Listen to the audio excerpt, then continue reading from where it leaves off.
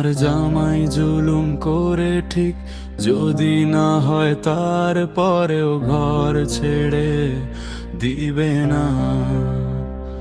মানুষ কি বলবো, এই রকম না সে রকম কর, পরিবারের কথা শোন।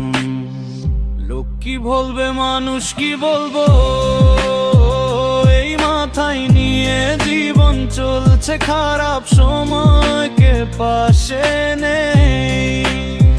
লোক কি বলবো, খারাপ সময় কেউ পাশে আসে না।